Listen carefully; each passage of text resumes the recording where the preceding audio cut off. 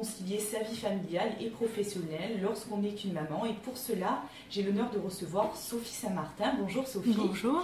Alors pour la petite histoire, donc vous avez commencé donc en tant que technicienne de laboratoire, puis vous avez repris des études sur les sciences de l'éducation sur Aix-Marseille et sur Rouen. Vous avez également un master des sciences de l'éducation.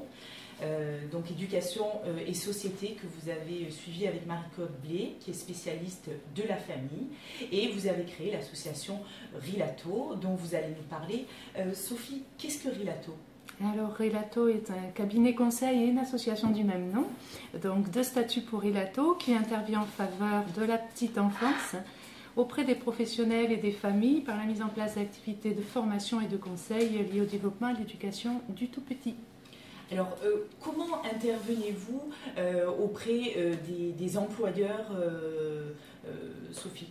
Alors, en association avec Ariane Sud, qui est spécialiste de l'entreprise, on s'est associé à l'occasion de cafés-discussions pour évoquer l'équilibre vie professionnelle et vie familiale, et plus spécifiquement la prise en compte de la parentalité en entreprise. Et nous proposons aux employeurs d'intervenir au sein de leur structure pour évoquer justement les difficultés que peuvent rencontrer les parents lorsqu'ils sont nouveaux parents, qu'ils rentrent dans la parenté, qu'ils ont un jeune enfant et qu'ils sont confrontés à des difficultés auxquelles ils ne s'attendaient pas. Voilà. Alors expliquez-nous un petit peu ce que ressentent ces jeunes parents finalement quand ils reprennent une activité professionnelle avec un tout petit. On sait que la conciliation entre vie familiale et vie professionnelle est une attente majeure des salariés parents, encore insuffisamment prise en compte aujourd'hui dans les entreprises. Et si l'on s'appuie sur l'enquête menée en 2013 par l'EPE et l'UNAF, 93% de ces salariés parents considèrent que leurs préoccupations relatives à la nouvelle parentalité ne sont pas prises en compte. Et donc ils attendent de leur entreprise des services en lien avec leurs préoccupations quotidiennes.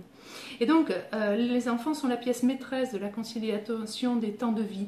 Et la difficulté de concilier vie familiale et vie professionnelle semble augmenter avec l'âge et la jeunesse de l'enfant. Autrement dit, plus l'enfant est jeune, plus la difficulté est grande. Et on le sait, quand les parents accueillent un premier enfant, ça s'accompagne d'une forte augmentation des tâches domestiques avec l'augmentation des soins liés à l'enfant, ainsi que toute la partie éducation. Et donc on se rend compte que la mère et parfois aussi le père ont une activité professionnelle complètement subordonnée aux impératifs familiaux. Donc d'après une étude menée par l'INSEE, lorsqu'il y a des enfants en bas âge, les parents qui travaillent éprouvent un peu plus de difficultés que les autres familles à bien travailler, entre guillemets. Donc, et ceci d'autant plus que les enfants sont jeunes, comme je le disais tout à l'heure. Ainsi, les familles ayant un ou plusieurs enfants de moins de 7 ans sont 3 fois plus nombreuses à avoir des difficultés à pouvoir travailler et mener leur mission professionnelle à bien. C'est une enquête de l'INSEE qui a révélé ces chiffres. Donc les mères qui élèvent seules leurs enfants sont les plus à la peine. Et il faut noter que dans les pays occidentaux, l'activité professionnelle des mères d'enfants en bas âge est mal considérée en relation avec les représentations du rôle que la femme doit jouer au sein et dans la famille. Donc il y a une pression normative exercée sur la femme, surtout au moment de la maternité, pour réduire, voire même arrêter son activité professionnelle. Ça, c'est ce qu'il ne faut pas laisser faire, et c'est pour ça que vous êtes là. C'est pour ça que Rilato et Ariane Sud se sont associés pour aider les parents, mais aussi aider les entreprises. Donc cette pression, elle est structuralisée au niveau institutionnel et on la voit partout et tout le temps. C'est presque un allant de soi dans la société d'aujourd'hui. Donc elle est défavorable à l'activité des femmes, elle est défavorable à l'activité professionnelle et à la progression professionnelle des femmes et des mères. D'accord. Alors, comment vous intervenez finalement auprès des chefs d'entreprise ? Est-ce qu'ils ont des réunions tous les mois pour parler de ça, ou est-ce que c'est des formations qui suivent ? Exactement, ce sont des formations que nous proposons. Nous proposons des modules de formation d'1 à 2 journées destinés aux salariés parents qui traitent du départ de l'entreprise au moment de la naissance du tout petit, de la reprise de l'activité, qui traite des questions liées à l'enfant, à son développement, qui traite de questions qui facilitent la vie du salarié au sein de l'entreprise et qui lui permettent à ce salarié d'y trouver un confort et un bien-être.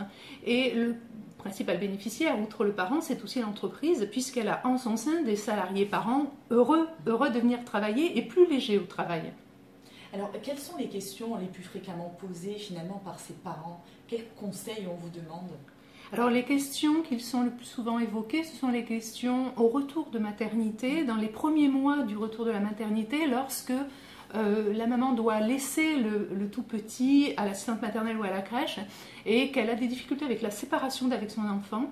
Et là, on sent que c'est quelque chose qui la peine, qui la culpabilise beaucoup. Et Rilato comme Ariane Sun avons très envie d'aider ces mères parce qu'on sait que cette charge, cette culpabilité, elle la transporte au cœur même de l'entreprise et que ça impacte sur le travail, sur la qualité du travail. Donc, comment vous procédez alors? Quels sont les conseils que vous leur donnez? Alors, nous faisons des ateliers de discussion. Nous en avons prochainement répartis sur 3 mois, à partir d'avril jusqu'à juin. Nous invitons les parents et mais aussi les DRH et les managers d'équipe à réfléchir autour de ces questions et à voir ce qu'il est possible de proposer aux salariés et parents concernés, sachant que les familles monoparentales sont extrêmement nombreuses et nous intervenons donc au sein de l'entreprise pour aider le parent, pour l'entreprise aussi, par des formations d'1 à 2 jours destinées soit aux DRH et managers d'équipe, soit aux parents directement, aux parents salariés. Les cafés discussions, ça se passe comment alors? Parce que vous en avez organisé plusieurs. Oui. Donc on se retrouve où? On se retrouve à l'espace Mistral, là ou ailleurs, puisque nous circulons un peu partout sur Marseille. Et puis nous commençons par exposer le thème. Donc là, les thèmes sont annoncés jusqu'à fin juin. Et puis nous démarrons par une petite approche rapide, théorique, par quelques données chiffrées, comme celles que j'ai pu faire, que j'ai pu vous livrer tout à l'heure, sorties de l'INSEE, de l'OPE ou de l'UNAF. Et puis, nous répondons aux questions des parents. En fait, il s'agit d'une articulation de temps qui sont à la fois un mélange de théorie et de pratique, où la participation du public est vivement souhaitée, puisque c'est nos manières à toutes les deux, Ronnie Bouchon et moi-même, de conduire nos groupes. C'est-à-dire on privilégie vraiment la méthode participative.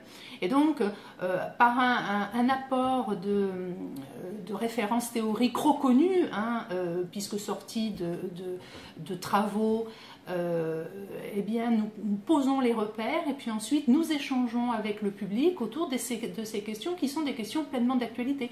Et elles sont d'autant plus pleines d'actualité, c'est que les rythmes scolaires préoccupent énormément les parents aujourd'hui, puisque ça va impacter directement sur l'organisation de la vie et du travail. Alors pour en revenir aux chefs d'entreprise, une fois que vous avez intervenu auprès d'eux, quels changements ils opèrent finalement une fois que vous êtes passé et que vous les avez formés? Alors, l'idéal, ce serait qu'ils signent la charte de l'OPE sur l'Observatoire de la parentalité en entreprise et qu'ils s'engagent à mettre en place des activités, des actions qui permettent aux parents, comme ils le demandent et comme ils l'attendent, d'améliorer leur quotidien professionnel, c'est-à-dire un aménagement peut-être des rythmes professionnels, des horaires professionnels, un assouplissement qui permettrait notamment aux mamans de jeunes enfants de pouvoir gérer et conjuguer sans stress ces 2 étapes de leur vie, quoi. Voilà. Mais il y a bien d'autres choses que les parents souhaitent.